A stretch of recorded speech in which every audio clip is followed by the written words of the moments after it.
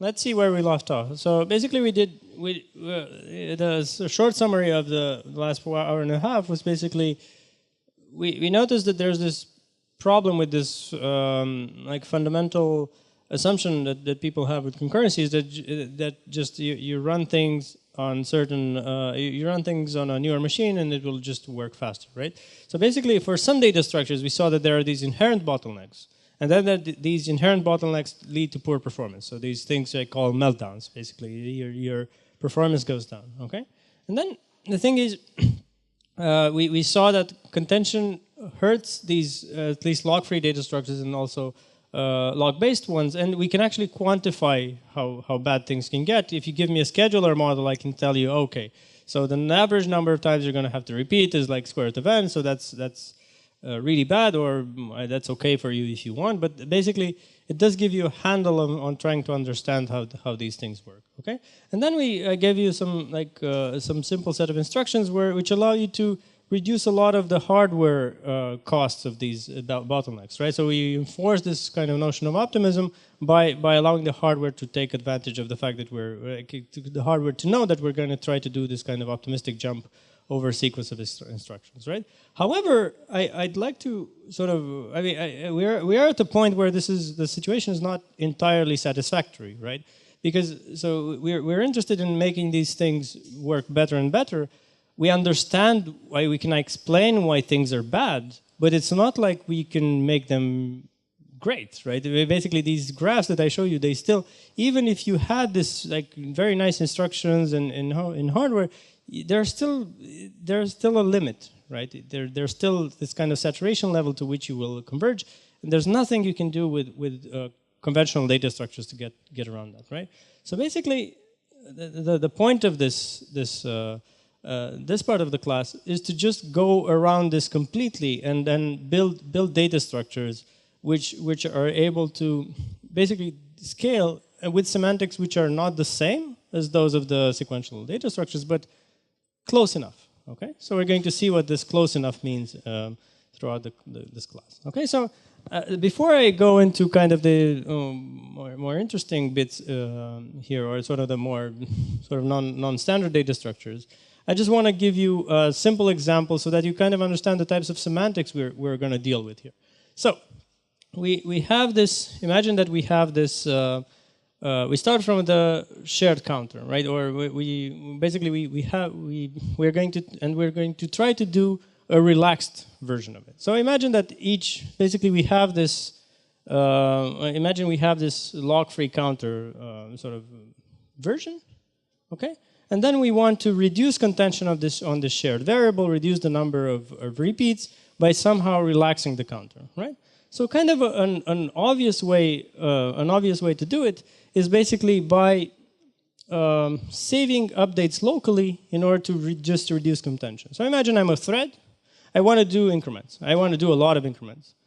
But however, however, I know that this will lead to a lot of contention. So what if I just save my updates locally and then apply them to the counter like every second update? So basically every time I want to do an increment, I have this sort of local value or local variable vi corresponding to me, which I do increment, so I don't want to lose updates. However, I'm only going to apply it to R, to this kind of shared variable which everyone else can see, with only on each second update, right? So basically, if vi mod 2 is 1, then I just skip the update. If vi mod 2 is 0, then I actually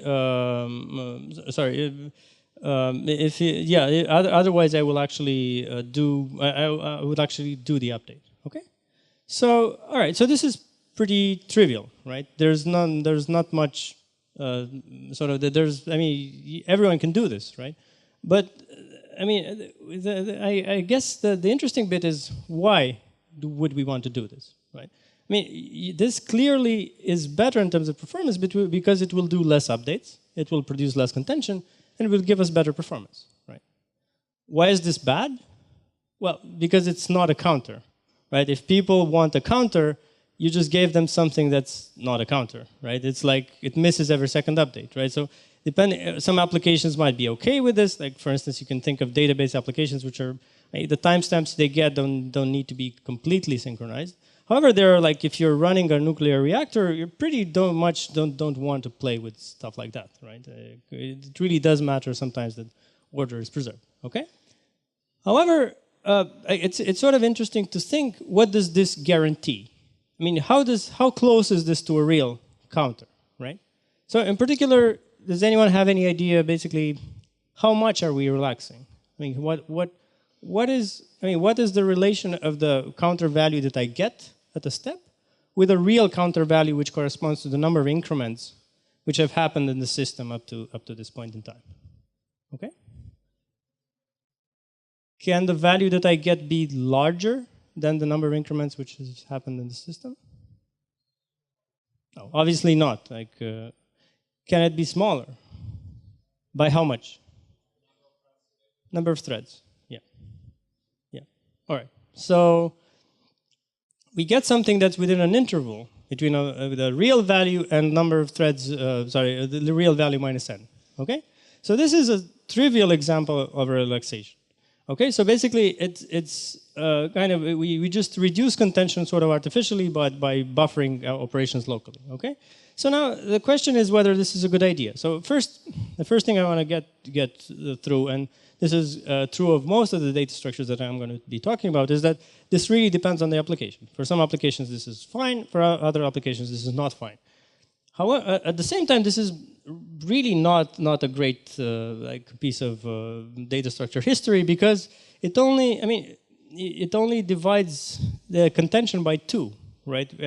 I had some number of operations. I divided the number of shared operations by 2, whereas I gave up a factor of n in the accuracy of my counter. Right? So in fact, we're going to see counters approximate counters which do much better in terms of this trade-off between the contention that you gain and the relaxation that you're able to get. Okay. All right. So with this in mind, let's go through basically the outline for this class. So basically, we're going to look mainly at concurrent priority queues. I'm going to give you one example of a concurrent relaxed counter, and if there's time, I'll actually going to give you like a pretty interesting application of relaxed data structures in machine learning. So basically, there are applications in machine learning for which you can relax. Like you can, it's like. It's scary how much you can relax. Okay, so all right. So I'm going to focus on algorithms, but for some of them, I'm going to give you guarantees, and depending how much people want to get into it, like we can go over proofs, like sketches, and so on. And I'm also going to try to give you some idea on applications. Okay, all right. So we want to look at concurrent priority queues first. Priority queue is basically, I guess in the sequential world, everyone knows what a priority queue is, right? So this data structure keeps nodes corresponding to tasks, for instance, and each task or node has a priority attached to it, right?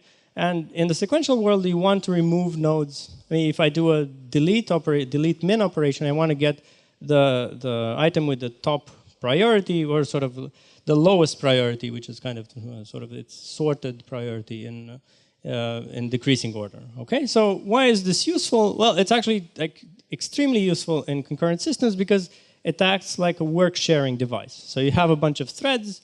You want them to be able to remove tasks in some order. You want to be able to insert tasks and also look for basically if a task of a certain priority or in some priority range is there. Okay. So the standard use for this is work sharing, where basically you want threads to remove stuff in priority order in parallel. They perform it. Sometimes, in some instances, and actually many instances, they create tasks usually of larger priority, and they just add those back. Okay. So this has a name. It's been like studied for like 50 years at least in the sequential world. So it's and it has search, insert, delete, and delete min semantics.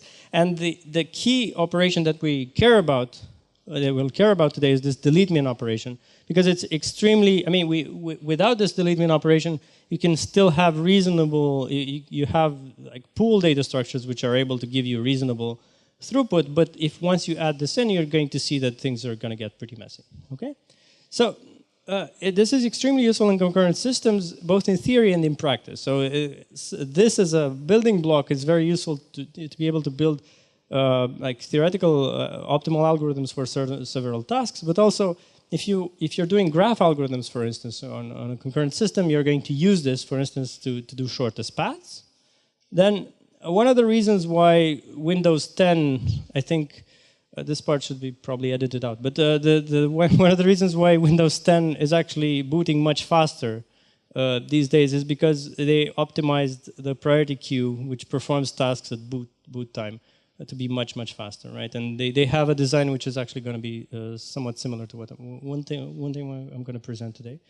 And also, if you do chemical or biological simulations, this is very useful, right? So imagine you want to perform some sequence of simulations. They have to simulate some notion of real time.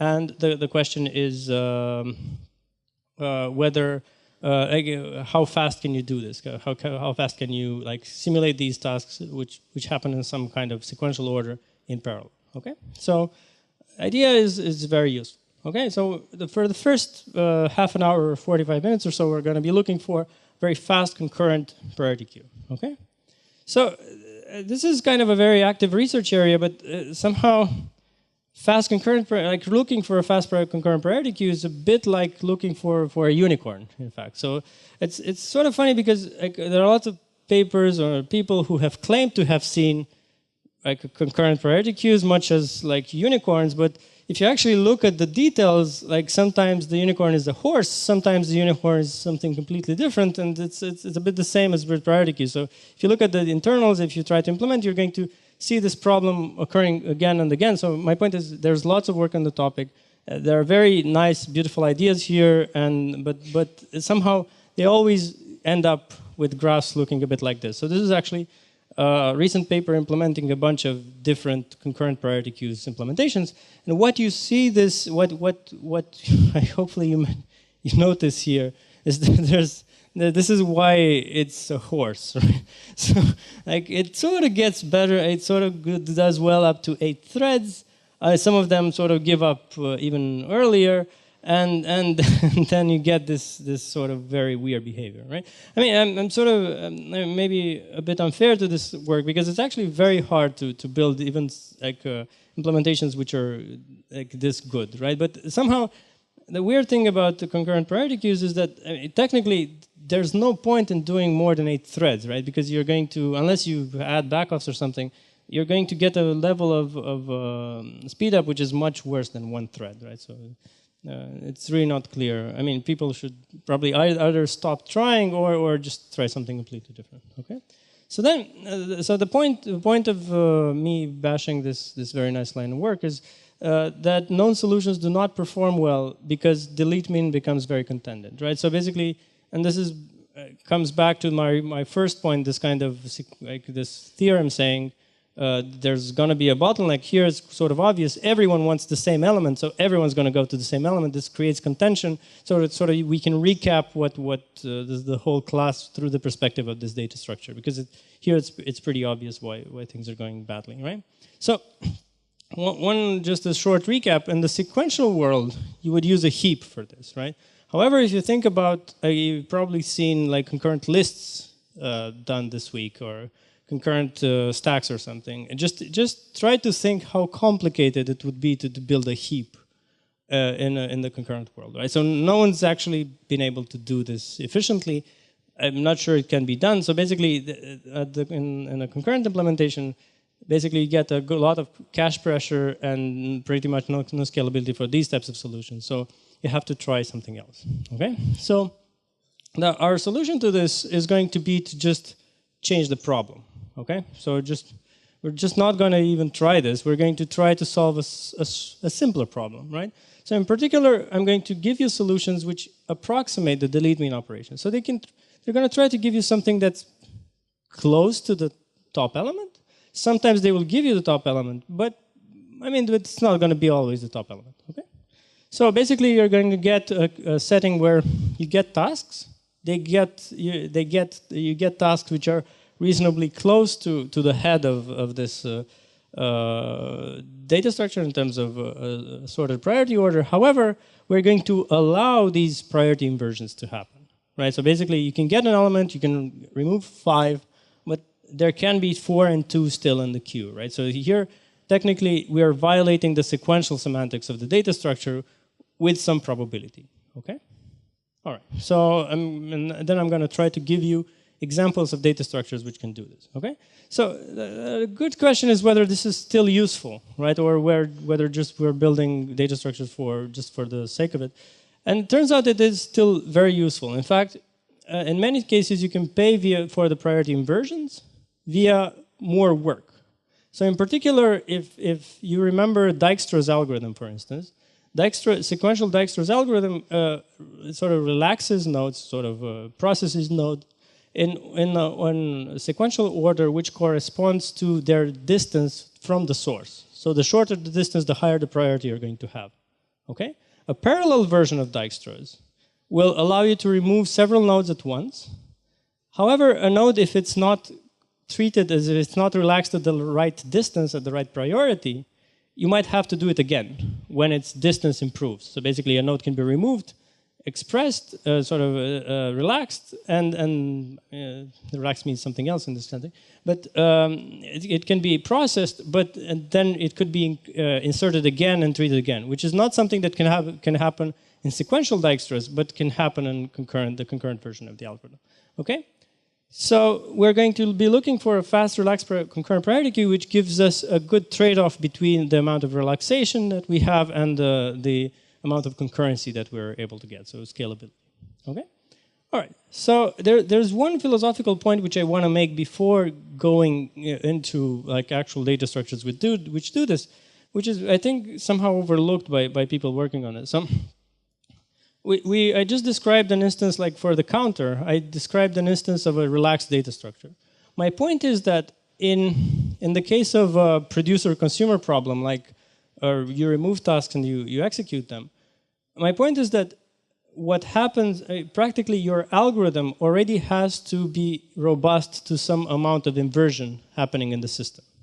This is because, imagine, even if I give you a perfect concurrent priority queue, which guarantees that operations can be linearized in an order which preserves the sequential order, so 1 is removed before 3, before 4, before 5, you don't have any guarantee on the time when these tasks will actually be performed.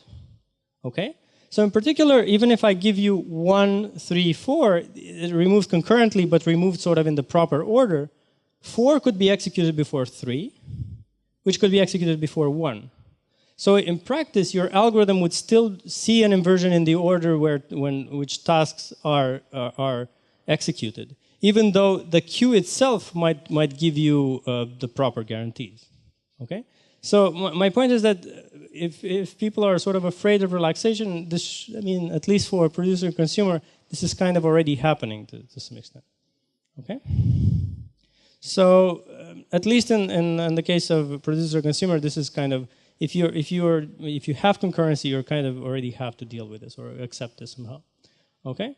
All right. So and we'll actually see like graphs showing performance graphs showing that like real algorithms are robust to this. So this does make sense. All right. So how do we implement a priority queue, concurrent priority queue? Okay.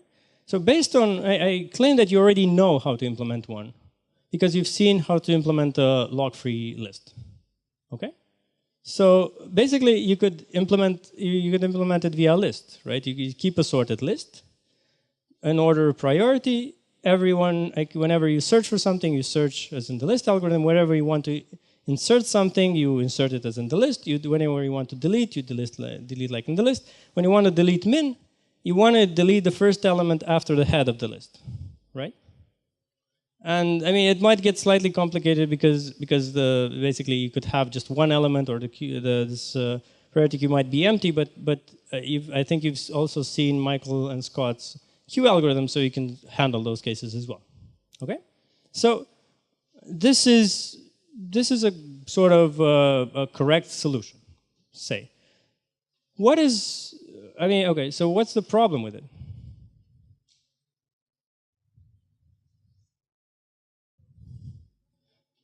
that's not necessarily a problem, right? I mean, you remove from it as well, so it's not clear that it will get longer. Yeah. Yeah. So this is going to be is actually going to have terrible performance because all the delete mins go to the head of the list. All of the other operations go to the head of the list because even a search has to do a linear search. So practically, your cache performance would be absolutely terrible because like every delete min would just like wipe out all of the other operations. They would have to restart and so on. So this is a sort of a trivial solution, but it's not a good solution. Okay. So now, if we want to get around the problem of the fact that we're contending read operations and write operations, or we're like delete mins is contending with everything else, we could build a skip list, which allows us to search and insert with a lower level of contention. In fact, so basically, skip list gives us a way of like certain threads are going to be able to skip ahead of the head of the list, which is going to be always contended. Okay, so how many people here have seen a skip list in their lives? All right, so about 2/3 or something. But okay, so I'll go briefly through the way this works. Okay, so basically, a skip list is basically a list where you start basically at the bottom level. It's a list, but then basically it's going to have these extra levels where at each point you select a node to go to the next level with probability, say 1/2. Okay, so basically each node will have a randomly chosen height, which is geometrically distributed with parameter 1/2. This is a fancy way of saying that at every point, I mean, for instance, this node, whenever we choose its height, we're going to flip a coin with probability 1/2. It's just going to stay at the height 0. Otherwise, it's going to get height 1. Then we flip another coin with probability 1/2. It stays at this height. Probability 1/2, it goes one further and one further and one further and so on. Okay. So based on this, imagine I have m nodes at the bottom. How many nodes will I have at the next level? Like if I have m nodes at level 0, how many nodes will I have at level 1? Half, m over 2. And then m over 4 and so on and so forth. Okay? So basically you're going to get something like that looks like this, right? And the key idea behind the skip list is that you're going to maintain each of the upper levels as an independent list. Okay? So what's interesting is that basically this list contains this list, which contains this list, and so on and so forth. But you halve the number of elements as you go up. Okay? All right. So why have we ruined the perfectly fine linear list by adding these levels? Okay? Why do we usually ruin data structures? To make them more efficient, right? So basically, the reason why this is good is because it allows us to have faster inserts and like faster find operations. Okay. Okay. So for instance, imagine we have this list and we want to search for the key 5. Okay. We start here. We are going to maintain an interval which basically has to contain our key. So basically, the start of the interval here is h, and the end of it is 9. Okay. We just start here and go lower, decreasing the size of our candidate interval at every point, right? We cannot increase it. So we go here, we go here. Here it sort of decreases in size. Here it sort of decreases again, and here I actually find it. So we just stop here. Now, turning on its head the observation we had before, basically, what happens to my candidate interval when I go down one level? How does its size change?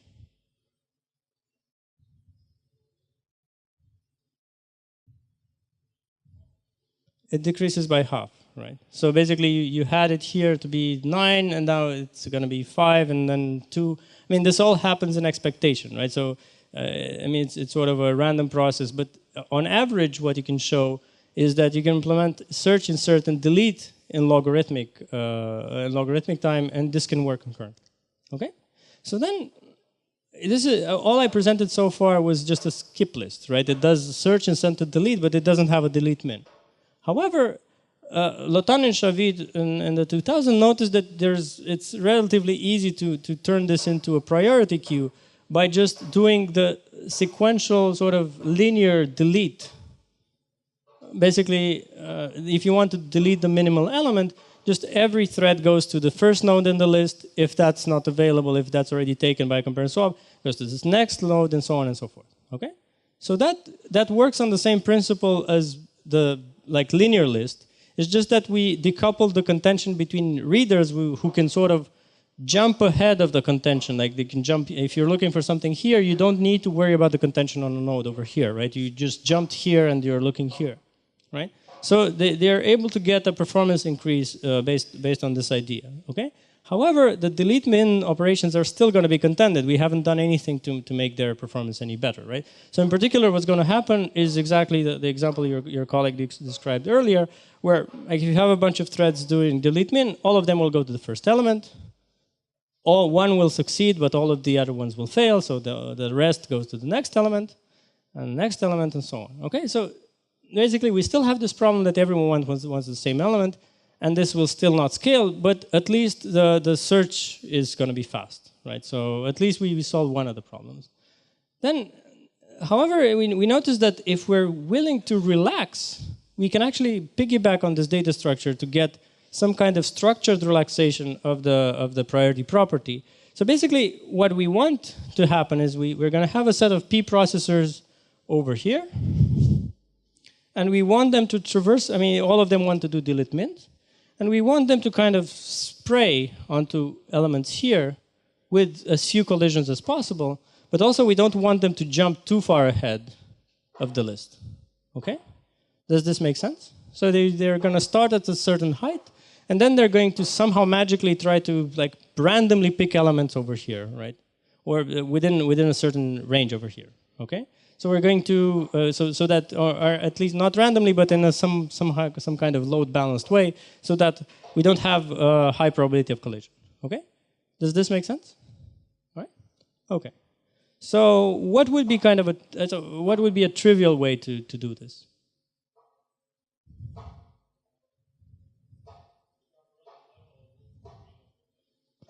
Pick a random level. Sorry. Pick a random height, and yeah, so you could do something. Yeah, that sort of makes sense. Intuitively you want to pick the thing is intuitively you want to pick a random element within some range, right? But you don't have pointers to random element. You don't have pointers to all of the elements in the system because the pointers would be expensive to keep around. So then you want to approximate this procedure somehow. Okay, so we're going to do something very close to what you described. Okay, so we're going to implement this spray operation, which does the following. So it starts actually at a height which is log p, for reasons which will become apparent later. Okay? So they will all start at a fixed height. And then at every point, so they're going to perform this kind of, this hopscotch game that children play, like you throw something and then you jump for a bit and then you throw something and jump again. All right, so it's maybe a bit similar to that. So basically, at every level, you're going to flip a coin to whether to stay at this level, so you're just going to jump forward, or you're going to go down one level. Okay? And then you're going to repeat this until you get to the bottom level, at which point you're going to claim the node on which you landed. Okay? So I claim this will have some kind of non-trivial randomness properties that give us something that's reasonably close to the head. Okay? Does that make sense? Yeah. P is the number of processors. Yeah, sorry about that. Yeah. Okay. All right. So let's do an example. Right. So let's say the blue thread over here first chooses to jump. So it didn't go down. It jumped, and then it went down one level. Then it stayed. It flipped a coin and decided to stay. Then it jumped again. So it went to the same level at the same height, and then went down. And then it did another jump. So it's landed here. Okay. Perfectly possible alternative path for it, which is what the red guy did, was stay, jump, stay, jump, stay, stay. Okay? So they just ended up with different elements over here. Okay? All right. So, okay, so basically, here's kind of a simple implementation of this. The purpose of this slide is not exactly to read my pseudocode, but it's actually just to say two things. So first, the code is simple because I can fit it on one slide. Second, there are all of these parameters which are starting height, length of the jump, and the probability of jumping, which are tunable. So technically, you can, depending on contention, you could sort of jump further, jump or to go deeper, and so on and so forth. Right? So there are all of these parameters which can be tuned. Okay. So now the question is, like we asked for the relaxed counter, is this just spray and pray? So we just jump and we just hope we get some element and that's it. Okay, so it turns out that there's actually some structure to this relaxation, and we can prove the following things about it. Okay, so first we can prove a lemma about the maximum length of the interval that you're going to jump to. So basically, what I'm going to show, and this is something we're going to go over in a bit of detail, is that maximum value returned by a spray on average has order p. Okay, so there's this funny O with a tilde on top, which means that I'm hiding away logarithmic factors. Like it's actually, I mean, if you want high probability, you actually have to pay p log p. Okay, so the sprays are not too wide. Okay, so that's fine. However, this is not enough, right? Because we also, to get good performance, we also don't. I mean, technically, everyone could land on the same element over here, right? We want to say, oh, no, actually, these sprays are kind of balanced around all of these elements. So this is the second thing that one can prove, but this is a bit more complicated, so I won't go over it. And then the other thing which we can prove is that you don't have too many priority inversions. So once you have removed x, then everything before x is going to have kind of a higher probability of being removed. So basically, there's a lower bound on the probability that someone stays in the list after one of its successors has been removed. Okay, this is again something that we won't go over in detail. But the point is, practically, what's going on is that you have this distribution which is clearly not uniform over the nodes. However, it sort of approximates a uniform distribution over the nodes. Okay. Any questions? All right, so there's something wrong with what I just said. So I was hoping someone would catch it. So technically, notice that the first element after the head of the list has extremely low probability of being hit, right? Because technically, like all of your flips would have to sum up to exactly 1 to be able to end up here.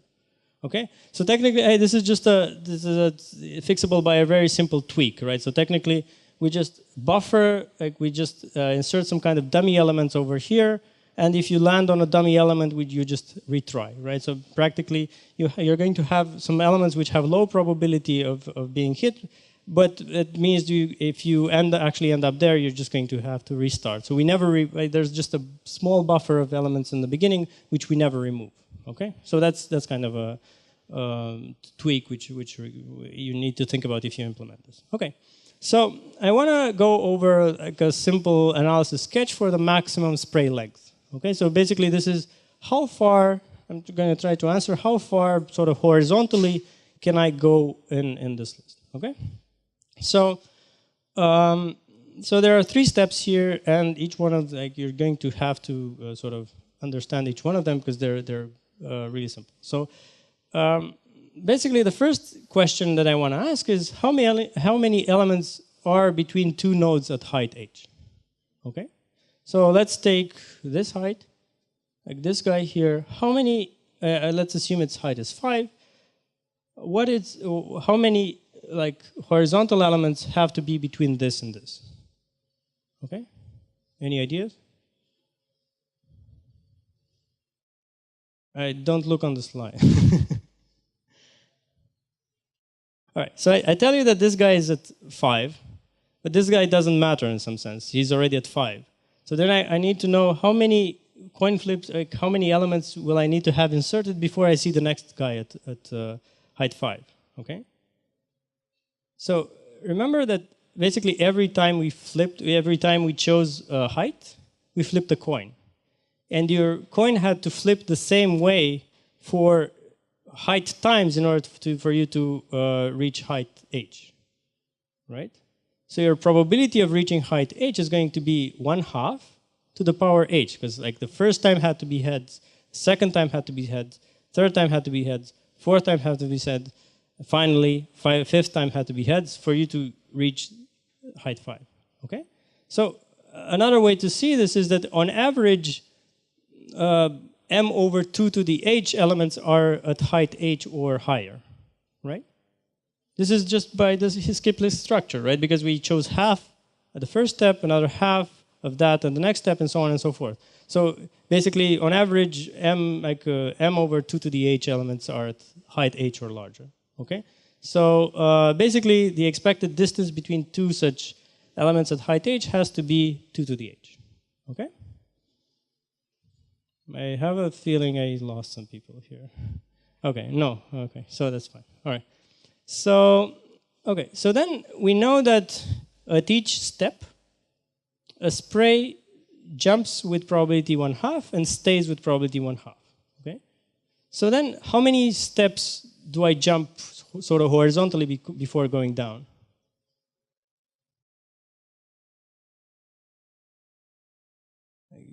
Half I stay, half I jump, and half I just go down. So like it's no, it's well, yeah, I guess 2. Okay, I mean at least yeah. Okay, so basically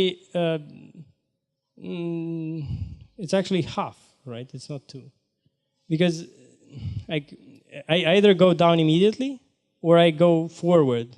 Each one of the choices is probability 1/2. So it's like 0 times 1/2 plus 1 times 1/2. So it's going to be 1/2 in total, right? So basically, with probability 1/2, I stay. With probability 1/2, I go down, okay? So then the expected horizontal travel once I'm here is going to be basically that this is the number of elements I jump over when I'm here. I mean, I have a probability of 1/2 of going down. I have a probability of 1/2 of jumping forward. There are 2 to the h elements in between. So I'm going to have 2 to the h over 2, which is the probability of jumping elements, horizontal travel at height h. So basically, it's going to be, on average, I'm going to jump over 2 to the h minus 1 elements. Okay? All right. So finally, to put this to put this together, we know that there are going to be log p of these jumps. Okay? And each one of them will do 2 to the h minus 1, where h is the current height you're at. So what is the total length by which I jump in total if I start at height log p?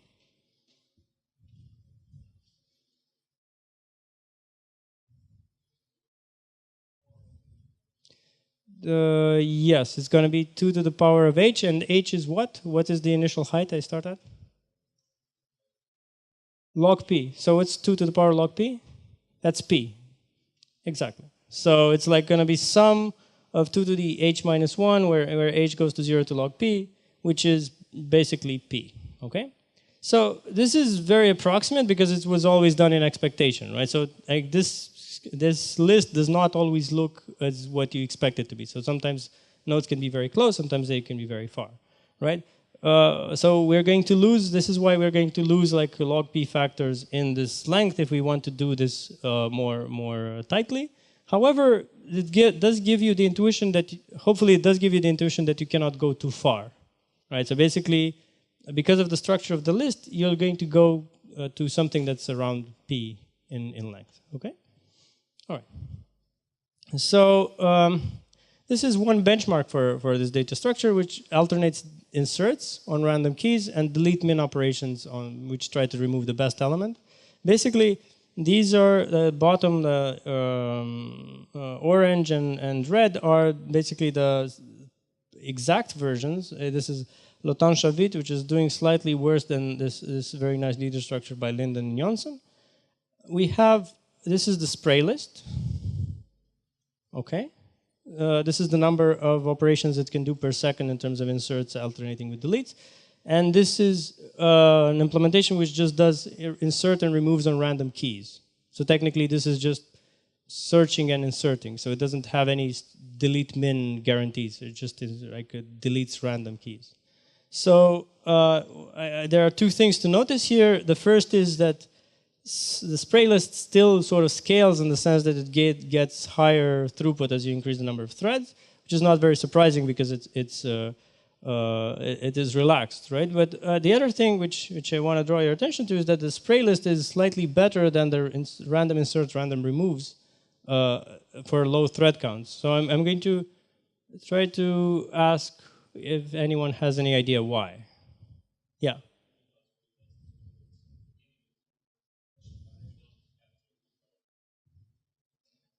Yes, I think both of you are right. So you don't have to travel far, which means you have good cache locality. So basically, yeah, that's the reason. Okay, but this goes away if you have larger jumps. Okay. Sorry. Yeah. Yeah. Excellent. Yeah, that's a very good observation. That's true. Okay, so basically the other point, and you can go to the paper, the SprayList paper, to see more experiments. Basically, there are many practical settings where this level of relaxation is sort of reasonable, so you can still get good performance out of this data structure, even though priority versions do occur at a high rate. Okay, so we are very happy with this data structure. Yeah. Yeah. Yeah.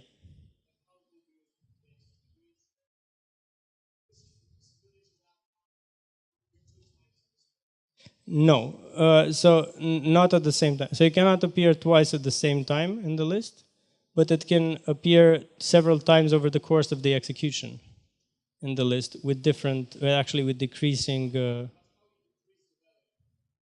You remove it? Well, I mean, if you just needed to update the value, then you could do, I guess you could go and lock the node and modify its. Yeah, I mean, in practice, so if you just wanted an update operation for keys for this data structure, you could do it via locking or something. But in practice, what happens for Dijkstra's is you remove the node, you update or you process it, then it might appear later with a different distance.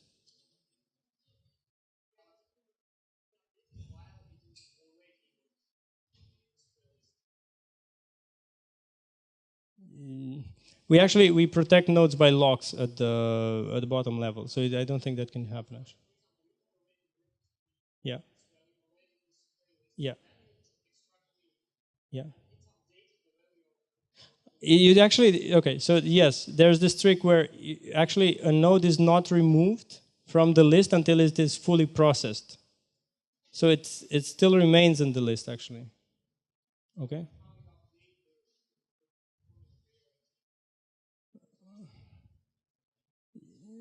You can, so I mean, okay, so one way to do this is you go to it, you get to the node, you lock the node. So anyone falling on this node will actually have to retry its operation.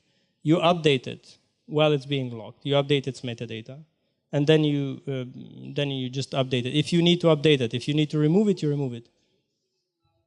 Yes, yeah. I mean, there's this trick with parallel Dijkstra's. Technically, you could run out of I mean, so okay. So there's this extra level which has counters for the number of tasks which you have sort of running. So basically, threads can only stop if that task counter is 0. And that task counter is not updated for a certain task, for a certain node, until that node is fully processed. You see what I mean? Okay, so can we take this offline? Do you mind? All right. Okay.